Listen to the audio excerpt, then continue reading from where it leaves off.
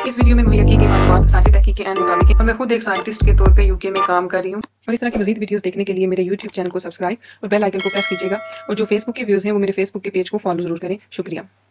अस्सलाम वालेकुम, मैं हूँ डॉक्टर कासमी। ब्लड कैंसर ज्यादातर बोन मैरो में बनना शुरू होते हैं। बोन मैरो हमारी हड्डियों में पाया जाता है और बोन मैरो में स्टेम सेल्स होते हैं। ये स्टेम सेल्स हमारे खून की खुलियों की इब्तदाई फॉर्म होती है और जब ये मुकम्मल तौर पे डेवलप हो जाते हैं तो ये हमारे खून में शामिल हो जाते हैं।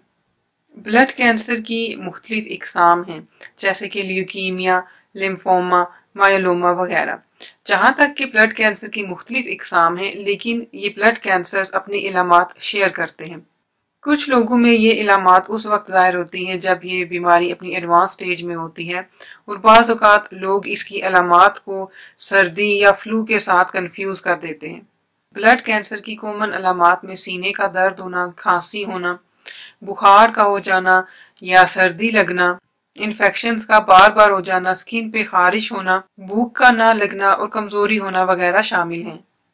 ब्लड कैंसर के कई ट्रीटमेंट्स अवेलेबल हैं और जब किसी ब्लड कैंसर के पेशेंट को कोई ट्रीटमेंट रेकमेंड किया जाता है तो इसकी जो ट्रीटमेंट की जो चॉइस होती है वो बहुत सी चीज़ों पे डिपेंड करती है, जैसे कि ब्लड कैंसर की कौन सी किस्म है, ब्लड कैंसर की स्टेज कहाँ तक पहुंच चुकी है, ये बीमारी कहाँ तक फैल चुकी है और उस पेशेंट की सेहत कैसी है।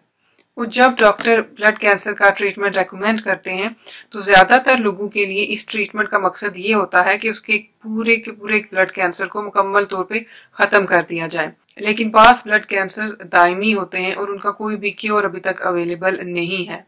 उस केस में इस ट्रीटमेंट का मकसद होता है कि कैंसर को जितना भी हो सके लो लेवल पे रखा जाए और कुछ अरसे के बाद इसको मुकम्मल तौर पे क्लियर कर दिया जाए।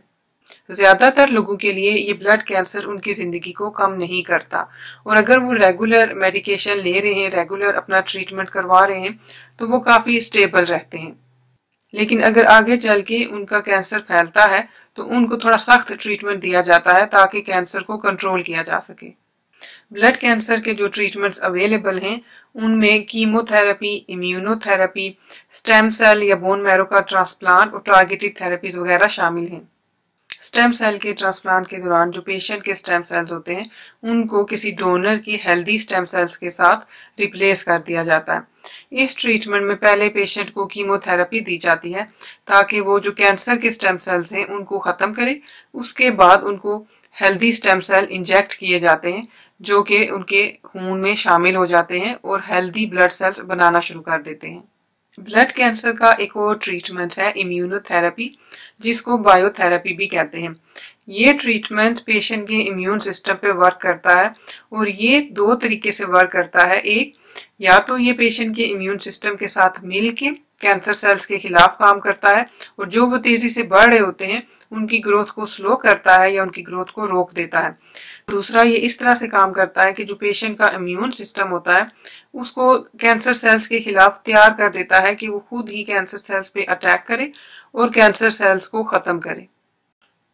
कीमोथेरेपी भी ब्लड कैंसर के लिए एक ट्रीटमेंट है और कीमोथेरेपी की जो अद्वियात होती हैं वो ज़्यादातर डायरेक्टली वेन में दी जाती हैं जो कि फिर ब्लड में शामिल होकर कैंसर के सेल्स को मारती हैं।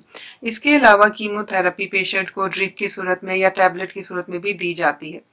जहाँ पे कीमोथेरेपी कैंसर सेल्स को मारती है वहीं पे ये हमारे जो हेल्दी सेल्स होते हैं उनको भी नुकसान पहुंचाती है, जिसकी वजह से कीमोथेरेपी के बहुत ही स्ट्रॉन्ग साइड इफेक्ट्स देखने में आते हैं। इन ट्रीटमेंट्स के अलावा रेडियोथेरेपी और टारगेटेड थेरेपीज भी ब्लड कैंसर के खिलाफ इस्तेमाल की जाती हैं। ये वीडियो देखने का बहुत शुक्रिया। मैं उम्मीद करती हूँ कि इस वीडियो में दी गई इन्फॉर्मेशन आपके लिए यूजफुल होगी। अपना और अपने घर वालों का ख्याल रखिएगा। अल्लाह हाफिज।